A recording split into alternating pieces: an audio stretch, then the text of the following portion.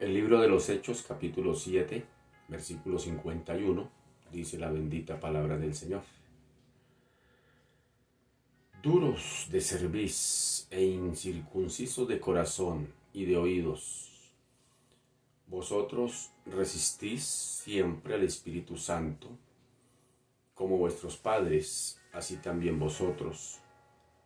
¿A cuál de los profetas no persiguieron nuestros padres y mataron a los que anunciaron de antemano la venida del justo, de quien vosotros ahora habéis sido entregadores y matadores? Vosotros que recibisteis la ley por disposición de ángeles y no la guardasteis. Libro de los Hechos, capítulo 7, versículos 51 al 53.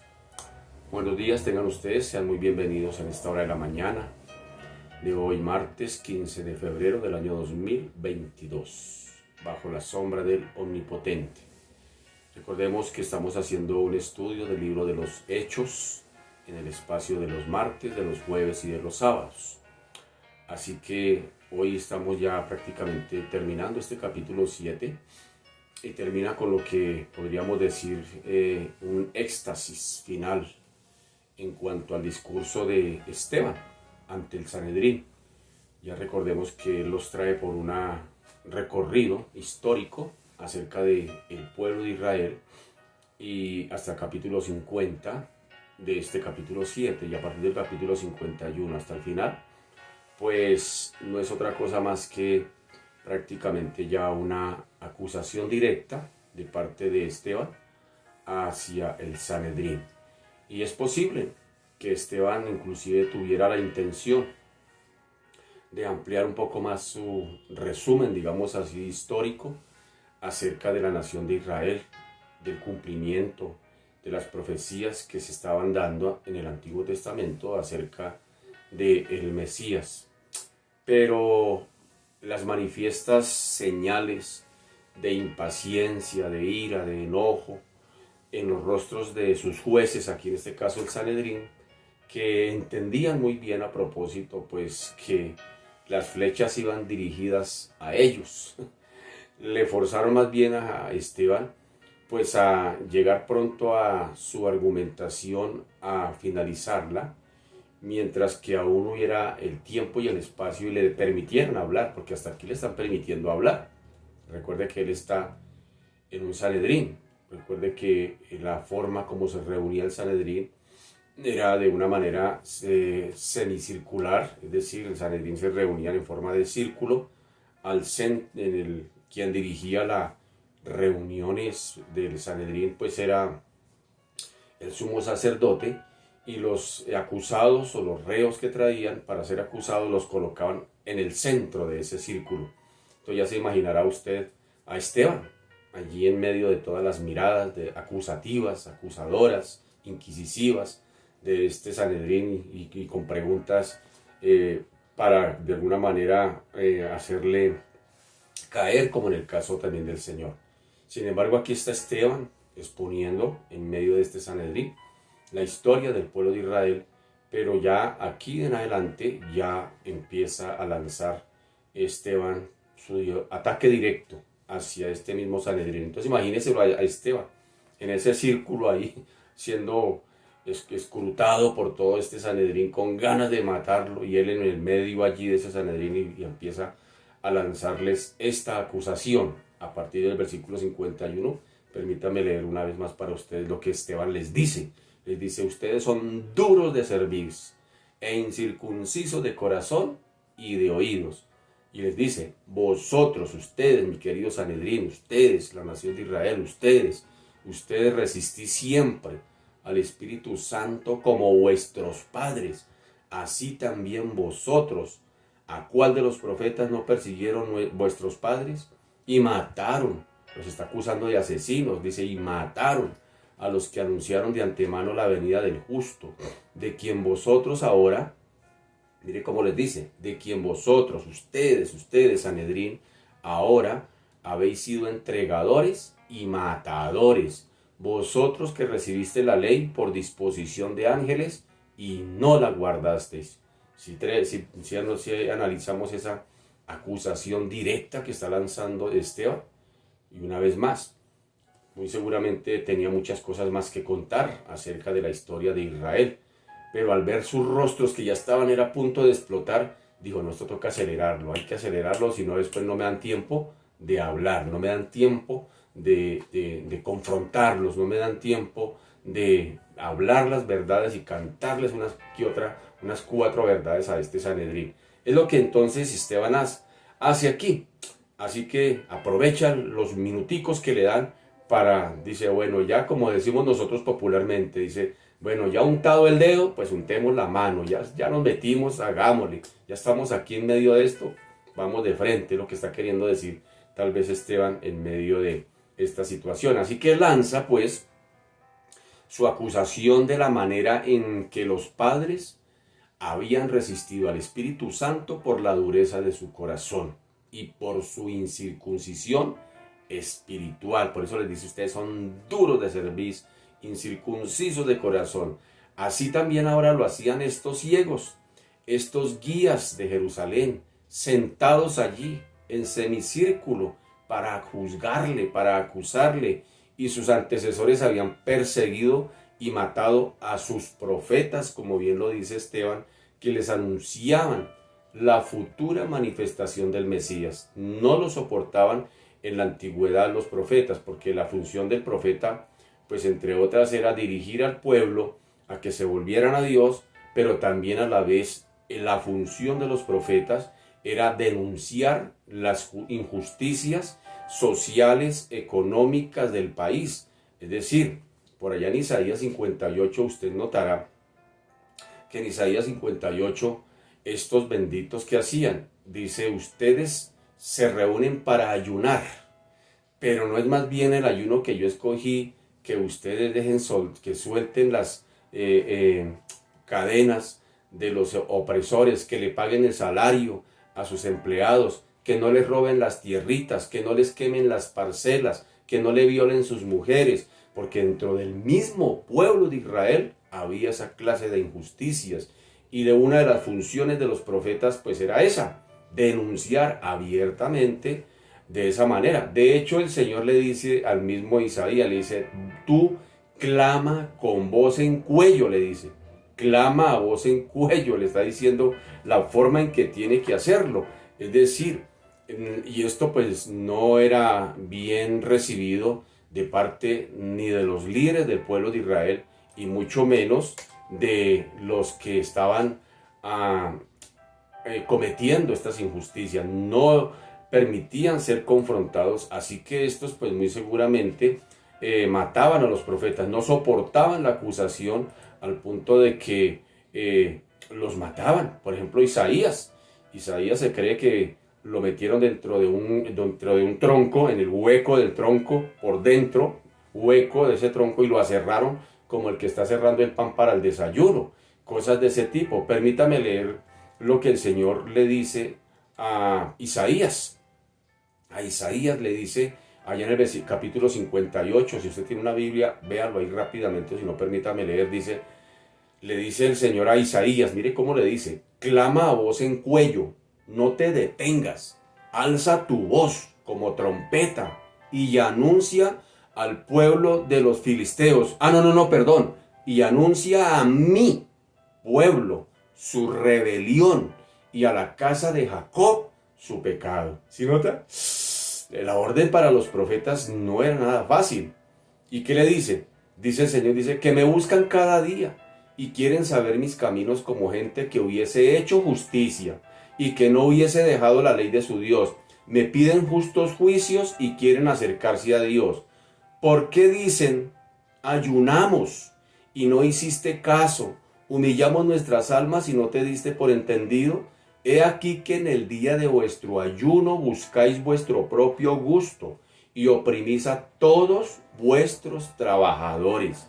He aquí que para contiendas y debates ayunáis, y para herir con el puño inicuamente. No ayunéis como hoy, para que vuestra voz sea oída en lo alto. Es tal el ayuno que yo escogí, que de día el hombre aflija al hombre su alma, que incline su cabeza como junco, que haga como cilicio de ceniza. Llamaréis esto ayuno y día agradable a Jehová. ¿No es más bien el ayuno que yo escogí desatar las ligaduras de impiedad, oiga, soltar las cargas de opresión y dejar ir libres a los quebrantados y que rompáis todo yugo? ¿No es que partas tu pan con el hambriento y a los pobres errantes albergues en casa, que cuando veas al desnudo lo cubras y no te escondas de tu hermano? Entonces nacerá tu luz como el alba, le dice Isaías. Pero mire la acusación, la exhortación que tenía que presentar Isaías. Entonces, pues como Isaías, como Jeremías, como Oseas, como todos los profetas antiguotestamentarios o veterotestamentarios, pues su función, entre otras, era esa: denunciar abiertamente, como el Señor le dice a Jeremías, con voz en cuello, con grito, grita, denuncie, no le dé miedo, le dice por ahí, no temas. Y lo mismo se le dice a Jeremías que a Isaías: no teman, no les teman, porque yo voy a estar con ustedes, pero denuncien el pecado de mi pueblo. Llama la atención eso, es decir, el mismo pueblo de Israel oprimían a su mismo pueblo. Entonces el Señor tiene que levantar profetas para eso, para denunciar tanta injusticia, y esa era una de las razones por las cuales mataban a los profetas. No soportaban la exhortación, el mismo pueblo, es decir, lo que se amangualaban, el pueblo, los reyes y fuera de eso también los sacerdotes, para matar a los denunciantes, para matar a aquellos que Dios levantaba para que sencillamente les cantara la tabla a su mismo pueblo. Qué tremendo eso. Así que Esteban les recuerda ese pequeño detalle al Sanedrín. Le dice: vuestros padres mataron a los profetas, vuestros padres. Y les dice: y así también ustedes, les dice, duros de cerviz, incircuncisos de corazón, de oídos, vosotros resistís siempre al Espíritu Santo como vuestros padres, así también vosotros. ¿A cuál de los profetas no persiguieron vuestros padres? Y mataron a los que anunciaron de antemano la venida del justo, como en el caso de Isaías, de quien vosotros ahora habéis sido entregadores y matadores. Vosotros que recibiste la ley por disposición de ángeles, no la guardasteis. Tremendo. Aquí está Esteban, haciendo la misma función de los profetas del Antiguo Testamento, denunciando lo que no está bien, denunciando lo que no aprueba el Señor. Y pues les está diciendo nada más y nada menos que a los guías ciegos de aquella generación, de la generación del tiempo de Esteban, habían llegado hasta el punto de entregar, de matar, de entregar a su mismo Mesías. Marcos capítulo 12 dice: entonces comenzó Jesús a decirles, Marcos 12, comenzó Jesús a decirles por parábolas: un hombre plantó una viña y la cercó de vallado, cavó un lugar, edificó una torre y la arrendó a unos labradores y se fue lejos. Y a su tiempo envió un siervo a los labradores para que recibiesen de estos el fruto de la viña. Mas ellos, tomándole, le golpearon y le enviaron con las manos vacías. Volvió a enviarles otro siervo, pero apedreándole le hirieron en la cabeza y también le enviaron. Afrentado, volvió a enviar otro, y a este mataron, y a otros muchos golpearon, y a unos golpeando a unos y matando a otros. Por último, teniendo aún un hijo suyo, amado, lo envió también a ellos, diciendo: tendrán respeto a mi hijo. Mas aquellos labradores dijeron entre sí: este es el heredero, venid, matémosle, y la heredad será nuestra. Y tomándole le mataron y le echaron fuera de la viña. ¿Qué pues hará el Señor de la viña? Vendrá y destruirá a los labradores y dará su viña a otros. Ni aún esta escritura habéis leído: la piedra que desecharon los edificadores ha venido a ser cabeza del ángulo. El Señor ha hecho esto y es cosa maravillosa a nuestros ojos, y procuraban prenderle porque entendían que decía contra ellos aquella parábola, pero temían a la multitud y dejándole se fueron. Así que ellos se gloriaban en la ley dada por los mismos ángeles, pero eran rebeldes a todo mandato divino. Esteban pronuncia aquí la condenación de Dios sobre quienes indebidamente ocupaban los escaños, así digámoslo, de jueces. Y estos quedaban abiertamente condenados por el testimonio de toda la palabra que venía de parte de Dios, bien sea por los profetas en el Antiguo Testamento, bien sea por el último de los profetas como Juan el Bautista, o en este caso como Esteban, que está frente al Sanedrín. Así que ellos quedan al descubierto, quedan al desnudo, quedan expuestos y quedan condenados por el testimonio de la palabra, siendo su conducta igual a los mismos rebeldes del Antiguo Testamento, que siempre, como les dice Esteban, que siempre resistían al Espíritu Santo, que resistían la manifestación de la gloria de Dios a través de siervos divinamente acreditados, llamados por el Señor en el Antiguo Testamento. Bien hemos visto que en el Antiguo Testamento el Señor llamó profetas, llamó a Moisés, a Abraham, Isaac, Jacob, todos estos personajes que cita Esteban aquí en su exposición, hombres que fueron escogidos por Dios, que fueron instrumentos en las manos de Dios para guiar al pueblo, para llevar al pueblo, para denunciar el pecado del pueblo. Sin embargo, el pueblo no lo resistió, no lo aprobó y mataban a todos sus profetas, mataban a todo lo que fuera, tuviera tinte de Dios, que fuera divino, todo aquello lo rechazaban porque eran rebeldes y, como bien les dice Esteban, incircuncisos de corazón, es decir, tenían el corazón cauterizado, no les importaba. Así, viendo los milagros y las señales que el Señor hacía en el Antiguo Testamento a través de estos hombres que él mismo había escogido, sin embargo, el pueblo eso no lo movía. Por ejemplo, recordemos el caso de Moisés, con tantas señales maravillosas que el Señor sacó a su pueblo, los guió por el desierto, al punto de que salieron, con la ropita que salieron, su ropa no se envejecía. Y muy seguramente, así como iban creciendo los niños, les iban creciendo las sandalias, les iba creciendo su vestido. Era algo milagroso, algo sobrenatural. Y ni viendo eso, el pueblo de Israel definitivamente inclinó su corazón al Señor. Al contrario, se levantaron contra el instrumento de Dios, que era Moisés, en ese caso, y renegaban contra Moisés y murmuraban contra Moisés, y de un momento a otro, pues el Señor tiene que empezar a lanzar algunos juicios allí, y sin embargo este pueblo, por su rebeldía, no entraron a la tierra prometida. Sin embargo, quienes entraron, pues tampoco fueron la excepción, también entraron en rebeldía. O sea, hasta el día de hoy, inclusive, el pueblo de Israel, y no solamente el pueblo de Israel, la humanidad prácticamente casi que entera, son rebeldes contra Dios. Y bien tiene razón el apóstol Pablo a escribirle a la iglesia en Roma. No hay quien busque a Dios. Todos se desviaron. No hay ni siquiera uno. No hay quien haga lo bueno. No hay ni un justo. No hay ni siquiera uno, dice por allá en Romanos capítulo 3.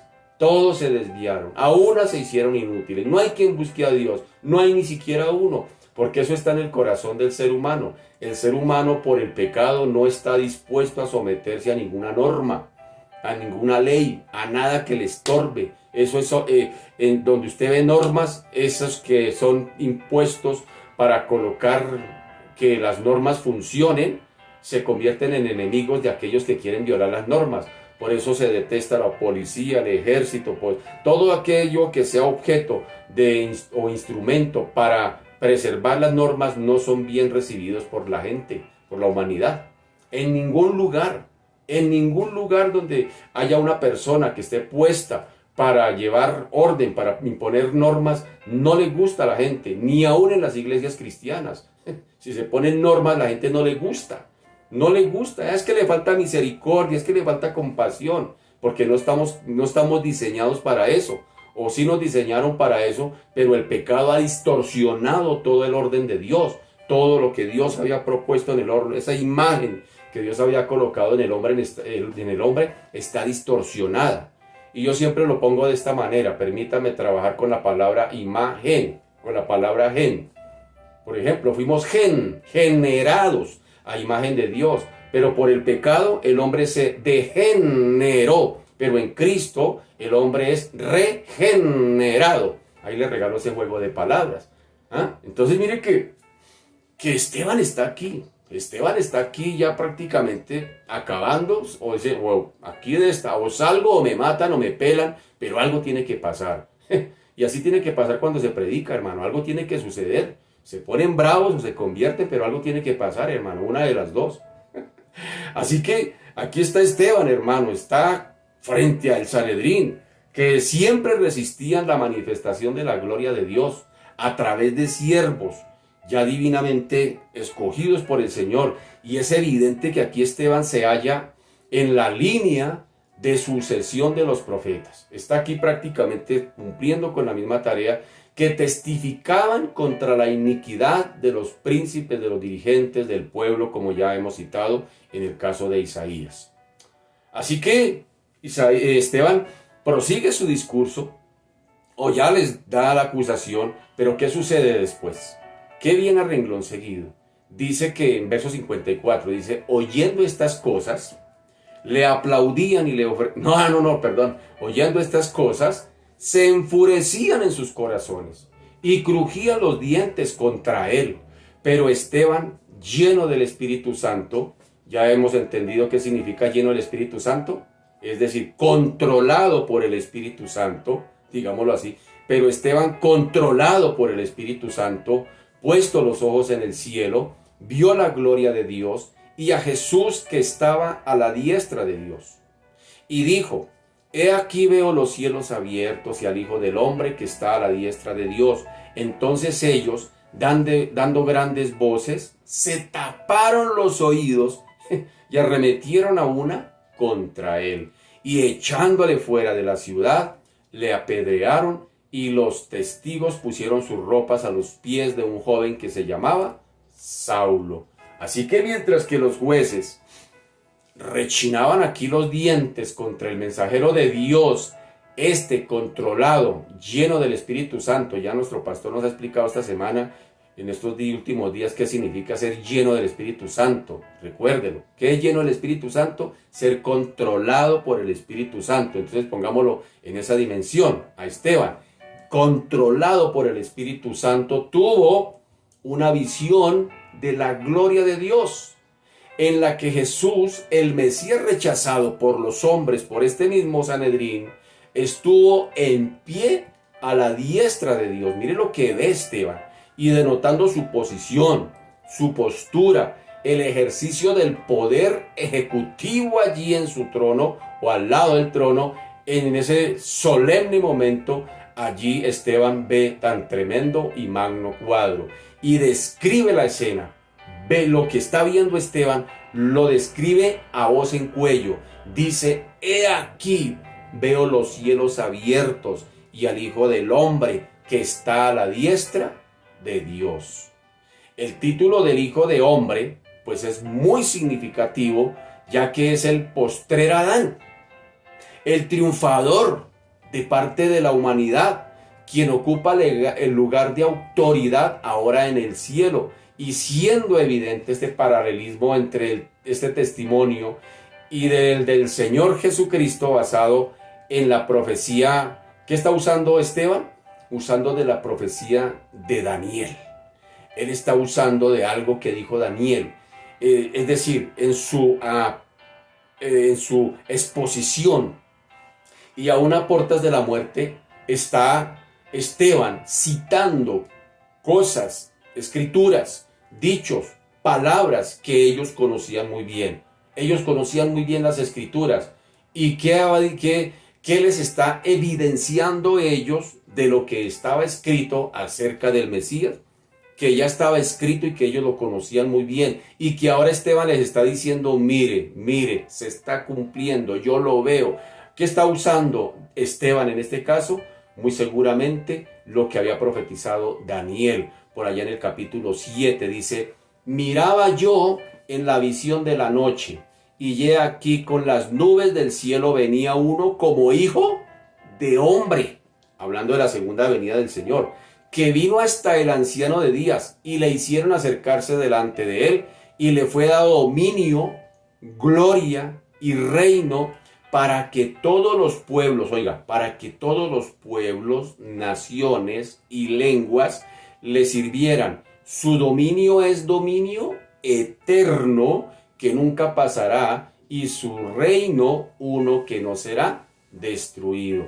Así que cuando Esteban les dice al Sanedrín, veo al Hijo del Hombre a la diestra de Dios, lo veo en toda su gloria, inmediatamente estos tuvieron que haber recordado las escrituras de Daniel, que estaba profetizado que se vería al Hijo del Hombre venir en las nubes. Todo esto, pero no solamente eso, como ya lo expliqué en días anteriores.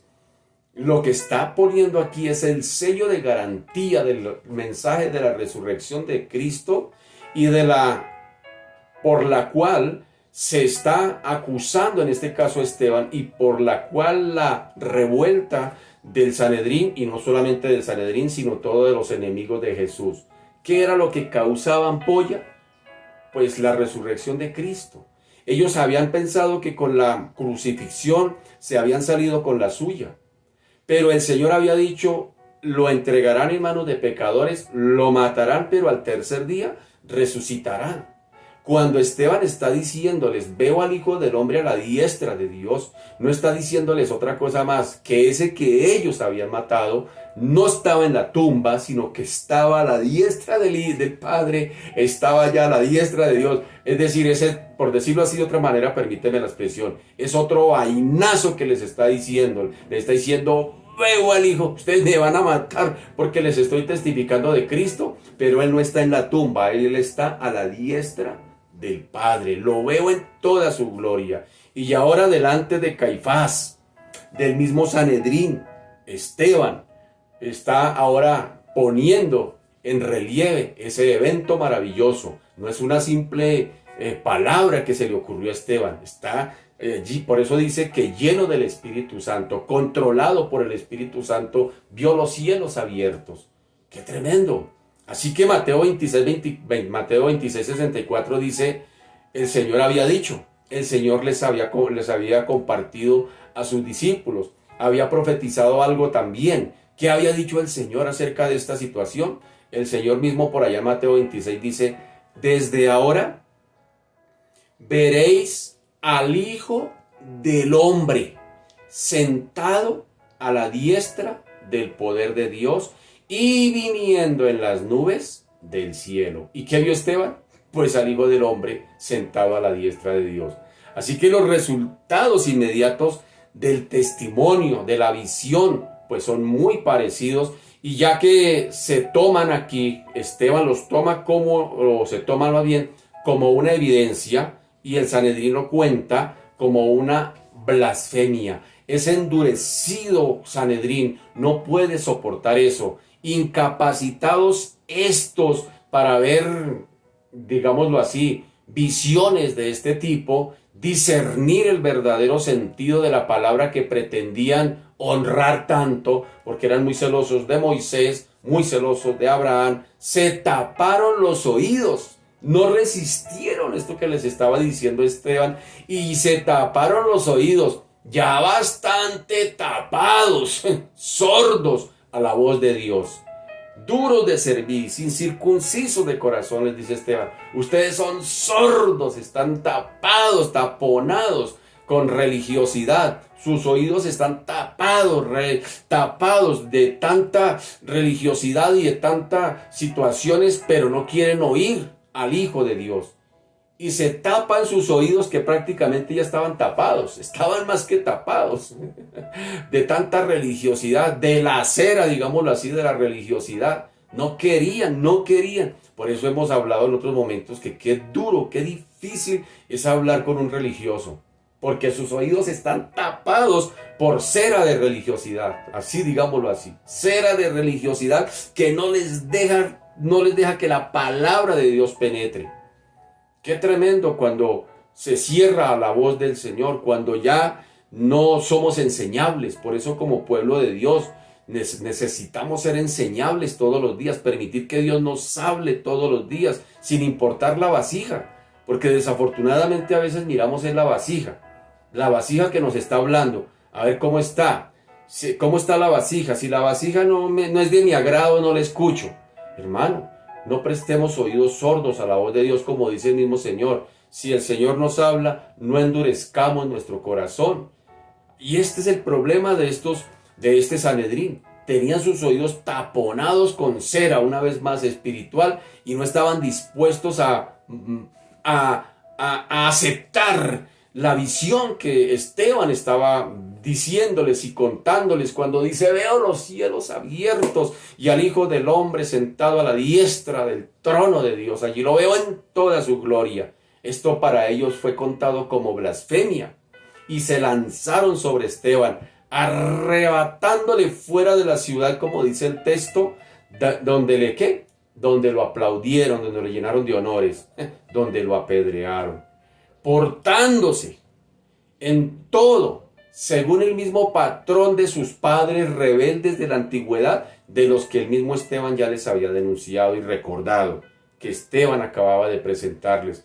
Pues dice por allá en Segunda de Crónicas, capítulo 24, dice, Segunda de Crónicas, capítulo 24, 20, dice: entonces el Espíritu de Dios vino sobre Zacarías, hijo del sacerdote Joiada, y puesto en pie, donde estaba más alto que el pueblo, les dijo: así ha dicho Dios, ¿por qué quebrantáis los mandamientos de Jehová? No os vendrá bien por ello, porque por haber dejado a Jehová, Él también os abandonará. Pero ellos hicieron conspiración contra él y por mandato del rey lo apedrearon hasta matarlo en el patio de la casa de Jehová. Esto había sucedido sobre Zacarías, el sacerdote. Y sin embargo, el Señor Jesucristo más adelante, cuando está aquí entre ellos, les recuerda ese evento. En Mateo 23 les dice: para que venga sobre vosotros toda la sangre justa que se ha derramado sobre la tierra, desde la sangre de Abel el justo hasta la sangre de Zacarías, hijo de Berequías, a quien matasteis entre el templo y el altar. ¿Sí nota? Ese evento de segunda de Crónicas sobre la muerte del sacerdote Zacarías, apedreado también por denunciar lo que no está bien delante de Dios, pues también fue apedreado, pero el Señor le recordó ese pequeño asunto. Así que recalquemos aquí que anteriormente, que la visión de Esteban, digámoslo así, es el clímax del mensaje. Es lo máximo del mensaje aquí. Y pues nada más y nada menos porque Dios sigue manifestando su gloria a los fieles que le sirven, en este caso a Esteban. Esteban vio la gloria del Señor. Y a la par que estos duros de corazón, que cumplen la voluntad más bien pero del diablo, en el nombre de su religión, como bien lo dije hace un momento, cegados, con sus oídos tapados por la cera de la religiosidad, pues se ciegan contra la misma gloria de Dios y arremeten contra todos aquellos que hablan en el nombre de Dios. La gente no le gusta que le hablen del Señor, no les gustan ser confrontados, la gente no le gusta que se le hable de pecado, de santidad, no le gusta a la gente, no le gusta. Así que, pues, ¿qué hacen los líderes religiosos, los que están siempre en oposición a las manifestaciones de Dios?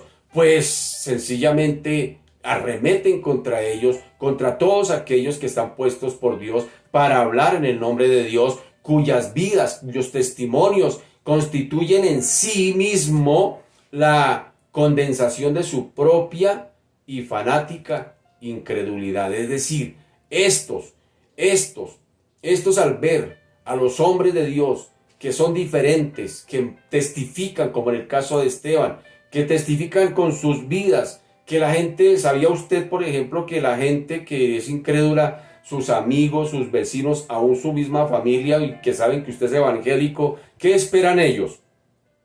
Ellos lo mínimo que esperan es que usted vuelva atrás. ¿Sí sabía? Lo mínimo que la gente que está caminando, que alrededor nuestro, conocidos, familiares, amigos, vecinos, los que conocen que usted y yo somos cristianos, lo mínimo que esperan es que usted y yo volvamos atrás. ¿Por qué? Porque eso justificaría su incredulidad. Es decir, en palabras más castizas, la gente va a decir, mire, ese fue evangélico por tanto tiempo, pero eso no le funcionó. Por eso yo no quiero ser evangélico, yo más bien me quedo donde estoy. ¿Sí nota? La gente, hermano, cada vez que usted se aferra más al Señor, cada vez que usted honra más a su Señor, a pesar de los problemas, de las luchas, de las dificultades, pero usted sigue alabando al Señor, sigue sirviéndole al Señor, sigue firme en la carrera de la fe, eso causa ampolla, eso causa ira, enojo en los corazones de las personas que nos rodean, que no quieren nada con Dios. Pero ¿por qué? Mire cómo está. Y sin embargo sigue ahí lambiendo ladrillo. La gente anhela, hermano, que usted vuelva atrás. Para ellos, una vez más, justificar su incredulidad. Es lo que la gente espera. La gente no lo va a aplaudir a usted en la medida que va avanzando en Cristo. La gente no le va a aplaudir. Cada vez que usted va obteniendo logros en el Señor, que usted llega a su familiar inconverso y le dice, mire, me gradué del seminario. Ellos no le van a hacer fiesta, hermano. Al contrario, eso les va a causar, pero ¿qué? Quieren sacarlo del camino. Todo lo que se oponga a Dios. Por eso, hermano querido, los perseguidores definitivamente serán juzgados. Serán juzgados. Ahí voy a leerle Apocalipsis capítulo 16. ¿Qué habla la Escritura acerca de todos aquellos que se han opuesto a los siervos de Dios durante la historia de la humanidad? A lo largo de la historia, en el Antiguo Testamento, Nuevo Testamento, durante la Gran Tribulación, ahora la Iglesia. ¿Qué sucederá con todos aquellos que se levantan contra los hijos de Dios? Apocalipsis 16:6 dice, por cuanto derramaron la sangre de los santos y de los profetas, también tú les has dado a beber sangre, pues lo merecen. Tremendo lo que le espera a todos aquellos que se levantan contra los hijos de Dios. De aquí podríamos acuñar, hermano, la frase que por ahí se escucha. No se levante contra el ungido de Jehová. De verdad, el que se mete contra los hijos de Dios, hermano, le espera un juicio en Apocalipsis, dice 16:6. En todos aquellos que han matado, perseguido, hostigado a los hijos de Dios, a los que han quemado iglesias en este tiempo, allá en el Medio Oriente, a esos musulmanes, mis queridos, mire lo que les espera, por cuanto derramaron la sangre de los santos y de los profetas, también tú les has dado a beber sangre, pues lo merecen. Esto no se va a quedar así, esto no se quedará así. Así que miremos lo que sucede, en qué desencadena todo esto. Versículo 56 dice, y dijo, he aquí veo los cielos abiertos y al Hijo del Hombre que está a la diestra de Dios. Entonces ellos, dando grandes voces, se taparon los oídos y arremetieron a una contra él, y echándole fuera de la ciudad, le apedrearon, y los testigos pusieron sus ropas a los pies de un joven que se llamaba Saulo, y apedreaban a Esteban, mientras él invocaba y decía, Señor Jesús, recibe mi espíritu. Y puesto de rodillas, clamó a gran voz, Señor, no les tomes en cuenta este pecado. Y habiendo dicho esto, durmió. El Sanedrín no tenía autoridad para aplicar sentencia de muerte, óigame bien, a los reos que condenaban ante su tribunal, como es evidente por la apelación a Pilato al exigir que Jesús fuese crucificado. ¿Cómo pues entonces pudieron el Sanedrín dar muerte a Esteban por el método judío de la lapidación sin el consentimiento del gobernador? Esa es una pregunta, porque el Sanedrín no estaba autorizado para hacer lo que hicieron contra Esteban. Pues algunos estudiosos, algunos eruditos han pensado en un intervalo Es decir, entre la destitución de Pilato y la toma de la posesión del sucesor, que aquí en este caso pues sería muy bien aprovechada por el Sanedrín y actuando en este caso como la máxima autoridad de la nación en la ausencia de un representante de Roma. Entonces podríamos decir que están en ese tránsito y en ese caso sí tendrían autoridad. Pero aquella fecha, óigame bien, que es aproximadamente el año 36 más o menos después de Cristo, si hacemos cuentas, el Señor Jesucristo fue condenado a los 33 más o menos, han pasado más o menos unos 3 años, alrededor, más entre 33 y 36 años después de Cristo. Entonces, si unimos esa fecha, aquella, 36 de Cristo, parece ser como demasiado tarde para coincidir con el martirio de Esteban. Y es posible que Pilato, estando ausente en Cesarea, que era su sede de gobierno, pues estuviese ajeno a esta situación que se estaba viviendo. Y que entonces los jefes judíos, sabiendo que la posición del procurador era muy insegura, pues tomaron las riendas del asunto en su propia mano, y en un momento de pasión, de ira, de enojo, al escuchar a Esteban, pues confiados en que Pilato seguramente no les iba a estorbar o no les iba a poner oposición, se atrevieron a llamarle al orden, es decir, se tomaron la atribución de apedrear a Esteban. Así que, pues ya como hemos dicho, la prisa que se ve aquí da la impresión más bien de un linchamiento. Lo sacaron fuera de la ciudad, rápido allí, y allí dice que lo lapidaron, que lo apedrearon. Pero hubo un tiempo para extender por lo menos aquí una capa de legalidad, digámoslo así, en el crimen, puesto que los testigos dice que echaron piedra, las primeras piedras, mientras que el joven Saulo de Tarso guardaba su ropa exterior, constituyéndose hasta cierto punto el presidente o el director, en este caso, del hecho que se estaba dando, porque dice por allá más adelante que Saulo consentía con la muerte de Esteban. Así que, sin duda, pues la inteligencia privilegiada, digámoslo así, de Pablo, que ya va a entrar en escena, comprendía bien qué era lo que estaba diciendo Esteban. Él lo entendía muy bien. Había estudiado a los pies de su rabán, es decir, de Gamaliel, que era un rabán. ¿Se acuerda que no era un rabí, un maestro normal, sino era un rabán, que era más alto que el mismo maestro? Y allí había estudiado a los pies de este varón, había aprendido de él y seguramente sabía muy bien y muy seguramente conocía muy bien el discurso y sabía muy bien de qué estaba hablando Esteban. Este lo conocía muy bien, él lo sabía muy bien. Así que comprendía el mensaje de Esteban, como también su incompatibilidad con el judaísmo de su día. Es decir, era tan judío, él mismo me lo va a decir más adelante, yo soy fariseo de fariseos, y los fariseos eran celosos de la ley.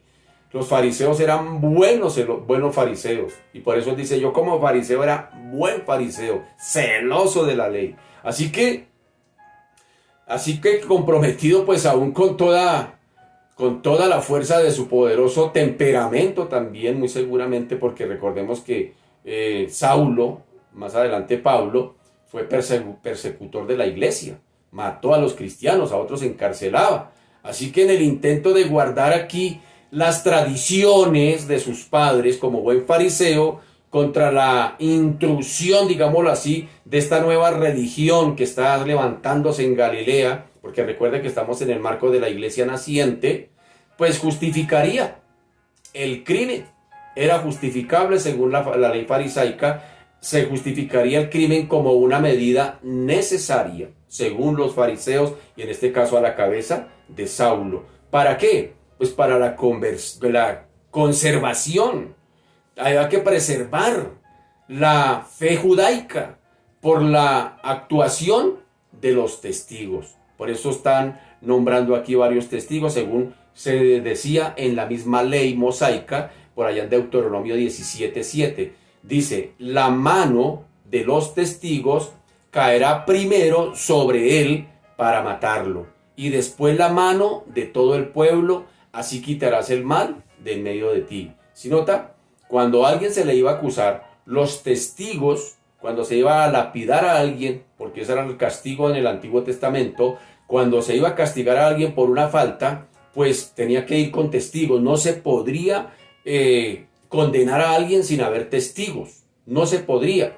Por eso Jesús aquí usa de unos testigos cuando le están acusando. ¿Ustedes por qué me acusan?, les dice el Señor por allá en Juan. ¿Ustedes por qué me acusan? Primero, mi Padre que me envió da testimonio de mí. Segundo, las escrituras, escudriñen las escrituras, ellas dan testimonio de mí. ¿Sí nota? Y ahora las obras dan testimonio de mí. Ustedes piden 2 testigos y yo les tengo 3, dice el Señor. Entonces, ¿por qué me acusan? ¿Sí nota? Entonces, aquí en este caso se está haciendo alusión a lo que decía la ley mosaica. Pues los testigos que se llevaban eran los primeros. Como ellos son los testigos, pues ustedes entonces lancen la primera piedra. Es lo que está queriendo decir. Ustedes que son testigos de aquel que se está condenando, ustedes lancen la primera piedra. Y una vez que se lanzaba la primera piedra por los testigos, entonces el pueblo decía, bueno, pues si los testigos, ellos que están acusando, están lanzando la primera piedra, pues entonces nosotros también la podemos lanzar con libertad. De eso está haciendo referencia. Y por eso es que Saulo está allí prácticamente dirigiendo esta condenación hacia Esteban. Esteban invocaba al Señor, a quien pues veía claramente delante de su vista espiritual, cobrando fuerzas inclusive para orar en medio de la lluvia de piedras. Por eso se dice que Esteban estaba lleno del Espíritu Santo, controlado por el Espíritu Santo. Mire que cuando estamos controlados por el Espíritu Santo, por más piedras que nos lluevan, hermano, ¿qué hizo Esteban? Oró. ¿Y qué oró Esteban? Él dice, Señor Jesús, recibe mi espíritu. Y antes de eso, ¿qué dijo? No les tomes en cuenta este pecado. Haciendo un paralelismo con también la muerte del mismo Señor Jesucristo en la cruz.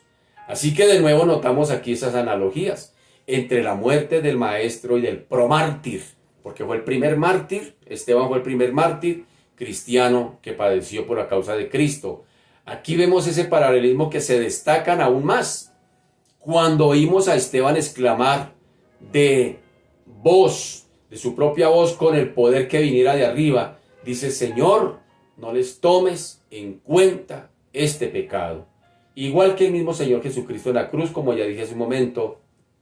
Y esto incriminaba también incluía a los falsos guías del pueblo, a la par que amaba al mismo pueblo.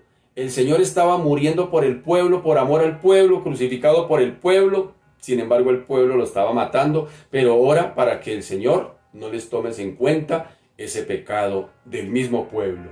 Intercediendo por él, como el Señor lo había hecho, ahora es Esteban. Tan sentidas intercesiones, óigame bien, que brotaron de estos labios, de estos intercesores, no son simplemente formas de hablar, no son simplemente formalismos, sino que la bendición recae sobre los humildes de Israel, sobre aquel que se humilla delante del Señor. El Señor por eso dice, yo resisto al soberbio, pero doy gracia al que se humilla. Y por fin, las gloriosas promesas que fueron dadas incondicionalmente al pueblo, pues se cumplirían en abundancia, o se cumplirán en algún día. Gozoso en medio de ese acto brutal aquí que están cometiendo contra Esteban. Esteban dice que durmió en el Señor, donde descansa con él, óigame bien, donde descansa con él en la presencia de él. ¿Hasta cuándo? Hasta la hora determinada de la resurrección de los muertos en Jesús. Y dice Pablo, los muertos en Cristo resucitarán primero. ¿Y qué dice Romanos? Pablo también a Romanos 6:5 dice, porque si fuimos plantados juntamente con él en la semejanza de su muerte, óigame bien, así también lo seremos en la de su resurrección. Que Dios nos ayude, que Dios nos ayude. El Señor Jesucristo en algún momento, cuando alguien le quería seguir, dijo: Chinito, pues el que no aborrece, pues todo lo que tiene, digámoslo así, y ni aun su propia vida, no puede ser mi discípulo. No está queriendo decir que Jesús nos pida la vida por él. Óigame bien, Jesús no está pidiendo que nosotros entreguemos la vida por él. Al contrario, Jesús está pidiendo que vivamos para él. ¿Sí me hago entender? Porque es más fácil dar la vida por él en un instante que invertir toda una vida por él. ¿Sí me hago entender? Entonces Jesús lo que está diciendo, el que no renuncia aún a su propia vida no puede ser mi discípulo. Lo que está queriendo decir es que si llegase el colmo, llegase el caso de que tuviéramos que dar nuestra propia vida por él, ¿estaríamos dispuestos a hacerlo? Es la pregunta. Y es la pregunta que se nos traslada hoy. Porque qué fácil es decir: yo soy cristiano evangélico, con el Señor para las que sea. Pero hermano, ser cristiano no es fácil, es angosto el camino. Es angosto el camino, esto no es fácil.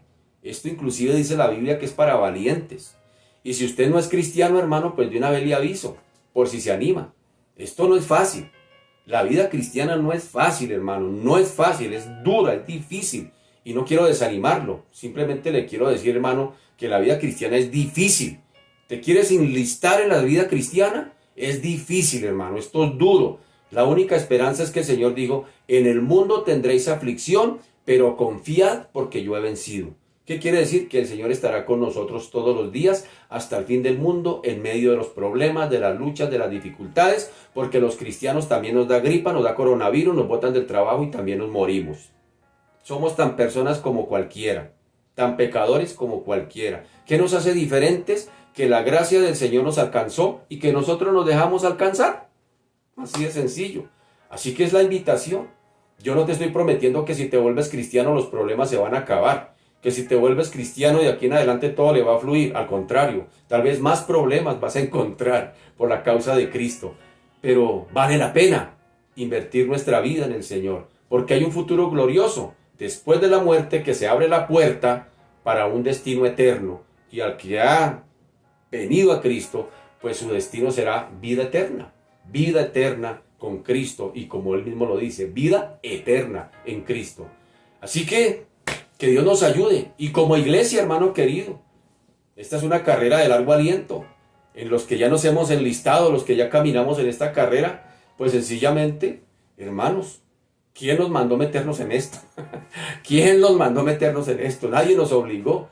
Pues hermano, esto es hasta el final. Y hay que seguir avanzando. Hay que seguir avanzando a pesar de las piedras que vendrán por circunstancias, a pesar de las piedras que vendrán por personas, pero hay que hacerlo. Esto hace parte de la tarea y hay que continuar en eso. Y como bien me copio aquí de lo que decía nuestro pastor esta semana, hermano, que Dios nos ayude y que busquemos esa llenura del Espíritu Santo, porque es lo único que nos puede dar las fuerzas para avanzar, para avanzar, para avanzar. Es decir, el control del Espíritu Santo, porque no se puede ser cristiano sin Cristo. No se puede, no se puede. El mismo Señor fue claro, dijo: separados de mí. Bueno, oye, así lo que dijo el Señor. El Señor dijo: ustedes no me eligieron a mí, yo los elegí a ustedes y los he puesto. Dijo el mismo Señor, fue el que nos puso, dice, y los he puesto para que vayan y lleven fruto. Y al que da fruto, lo limpia para que dé más fruto. Y en esto es glorificado mi Padre, en que vayáis y llevéis mucho fruto y ese fruto permanezca. ¿Sí nota? Cuando estamos así en el Señor, lo que se hace para el Señor permanece. Pero esto no es fácil. Esto, hermano, no es fácil. Esta carrera no es fácil. Ya cité algunos profetas del Antiguo Testamento, su pago por servir al Señor. Piedras, aserrados, lea por allá Hebreos capítulo 11, al final los últimos versículos, y va a encontrar, dice: algunos por su fe fueron aserrados, muertos a filo de espada, andaron como errantes, no recibieron lo prometido, pero sin embargo se mantuvieron firmes. Esa es la vida cristiana. Esa es la vida cristiana. Aquí yo no vengo a prometerle otra cosa, hermano querido. Puro sufrimiento del bueno, pero hermano, también que la gloria del Señor, que el Señor estará con nosotros todos los días hasta el fin. De eso se trata esta vida cristiana. Que Dios nos ayude, que Dios te ayude. Y si hoy vas a tomar la decisión, hermano, hágale sin temor. que el Señor estará con usted porque Él lo recibirá como hijo. Dice a los que creyeron, le recibieron, les da la potestad, el derecho legal de ser llamados hijos de Dios, coherederos con Cristo. Que Dios nos ayude. Padre, te damos gracias, te bendecimos, te glorificamos, te exaltamos y te damos a ti la gloria, Señor. Señor, gracias por permitirnos un día enlistarnos en esta carrera de la fe. Señor, no ha sido fácil. Señor, ha habido muchas circunstancias, Señor, que nos ha correspondido hacerle frente, bendito Señor, a esta carrera, digámoslo una vez más, en la que nos hemos enlistado voluntariamente, porque aquí a nadie se le ha obligado, a nadie se le ha forzado. A mí personalmente nadie me obligó, nadie me forzó. Simplemente tú lo pusiste, como dije hace un momento, simplemente tu gracia nos buscó y nosotros nos dejamos encontrar. Tu gracia vino tras nosotros y nosotros nos dejamos alcanzar. Es lo único que nos hace diferentes. Sin embargo, Señor de la gloria, somos conscientes, Señor. Crea en nosotros la conciencia de lo que significa ser evangélico. Por favor, Señor, porque hoy por hoy, donde se vende un evangelio tan barato, una gracia tan barata, Señor de la gloria, la gente no quiere, Señor, pagar el precio de lo que significa, Señor de la gloria, la gracia cara. Ayúdanos, bendito Señor. Ayúdanos a entender, bendito Señor de la gloria, que esto no es fácil. Y por supuesto no será fácil, y mucho menos si tratamos de vivir esta vida cristiana en nuestras fuerzas. Necesitamos depender de ti, venir a ti, bendito Señor, depender constantemente de ti, no separarnos de ti, buscar la llenura del Espíritu Santo, ser controlados cada día por el Espíritu Santo, porque en nuestras fuerzas nada podremos hacer. Por eso en esta mañana, Señor, hoy oro a ti por el pueblo de Dios. El pueblo de Dios, Señor de la gloria, que no la tenemos fácil y cada día las cosas son más difíciles. Es lo que nos promete la Biblia. Al final de los tiempos vendrán tiempos peligrosos. Y hablando del carácter de los hombres, se nos habla de un carácter, dice, porque habrá hombres intemperantes, crueles, ingratos, tendrán apariencia de religiosos, pero negarán la eficacia de esto. Y nos habla, y el Señor dice también en sus propias palabras, Él dijo, al final de los tiempos, por haberse multiplicado la maldad, el amor de muchos se va a enfriar. Y estamos en ese mundo, ya estamos, Señor de la gloria, Padre amado, caminando, transitando en esa dirección. Ya estamos en ese mundo así, donde el amor de muchos se ha enfriado, bendito Señor, donde el carácter de los hombres, bendito Señor, se ha vuelto como dice Primera de Timoteo capítulo 3. Ya estamos en ese tiempo, ya lo estamos viviendo, y ahí como iglesia estamos, y no la tenemos fácil. ¿Quién dijo? No ha sido fácil para los hombres del Antiguo Testamento, no ha sido fácil, bendito Señor, para los hombres del Nuevo Testamento, no fue fácil para el Hijo mismo, el Hijo de Dios, que vino aquí a la tierra. Lo crucificaron, lo mataron, lo escupieron, lo latigaron, lo abuchearon, de todo, Señor, se burlaron, su misma familia. Jesús mismo fue incomprendido. La gente no lo comprendía, la misma familia no lo comprendía. Lo tildaron de loco, la misma mamá y los hermanos. Está fuera de sí, dijeron. Señor Dios de la gloria. Y en ese tiempo decir que estar fuera de sí era sinónimo de estar endemoniado. ¿A qué colmo llegó la misma familia de Jesús? Decir que está endemoniado. Y Señor Dios de la gloria, y Jesús, tú nos advertiste. Tú nos dijiste, el mundo los va a aborrecer, mis queridos. El mundo los va a aborrecer. Y si contra el árbol verde hicieron todo esto, espérense y prepárense ustedes también. Ese es el evangelio que yo conozco. No es un evangelio negativo ni un evangelio de negativismo. Es un evangelio real, bíblico. En el mundo tendréis aflicción, pero confiad. Y muchas son las aflicciones del justo, dice. Muchas, no pocas. ¿Pero qué dice el Señor? De todas lo librará el Señor. Ayúdanos, bendito Señor, en esta carrera de la fe. Ayúdanos a correr con paciencia esta carrera de la fe. Que no quitemos la mirada de Jesús, porque tú eres el autor y consumador de la fe. Porque el día que quitemos la mirada de ti, Padre amado, ese día se nos viene el andamio abajo. Señor Dios de la gloria, ayúdanos. Ayúdanos a confiar, a depender de ti a cada instante, bendito Señor. Oro, Señor Dios de la gloria, por aquellas personas que en esta hora están indecisas. que están pensando, ¿será que me vuelvo evangélico o no me vuelvo? Déjame decirte algo, yo duré 37 años con esa misma pregunta. ¿Será que sí? Yo quiero, pero es que... Yo quiero, pero es que esto otro. Yo quisiera, pero... Yo duré 37 años así. Ay, pero es que eso como que es más difícil. Pero llegué y tomé un día la decisión, hace 21 años. Y sabe, ha valido la pena. Han sido los mejores 21 años de mi vida. No he desperdiciado mi vida, he invertido 21 años de mi vida en Cristo. Sí vale la pena, te animo, animo. Pero ya te lo dije, no es fácil, no es fácil. ¿Por qué? No es fácil si lo vas a hacer en tus fuerzas. Pero si Cristo está contigo, hermano, dijo el Señor, vengan a mí los que están cargados, trabajados, que yo los haré descansar, porque es mi fácil mi yugo. El Señor no nos dijo que no nos iba a dar un yugo, dijo que era más fácil y más ligera su carga. Así que anímate, mi querido, anímate, anímate y bienvenido a esta carrera de la fe. Bienvenido a esta carrera de la fe. Hoy te doy gracias. ¿Cómo lo hago? Dirás tú. Pues sencillo, arrepiéntete de tus pecados, reconoce que eres pecador y que el único medio para poder ser salvo es a través de Jesucristo. Y dile, yo te recibo en mi corazón como mi Señor y mi Salvador. Y quiero que de aquí en adelante tú seas quien gobierne mi vida. Y quiero vivir conforme a lo que tú demandas, Señor de la gloria. Quiero ser, Padre amado, instrumento en tus manos para tu gloria. Recíbeme como tu hijo, escribe mi nombre en el libro de la vida y no lo borres de allí jamás. ¿Sí ves? Sencillo. Y si has hecho esa oración con sinceridad, la Biblia dice que a los que creyeron, recibieron, les ha dado honor y capacidad de ser hechos hijos de Dios. Y si hijos, herederos. Y herederos con Cristo. Te felicito, bienvenido a esta carrera de la fe.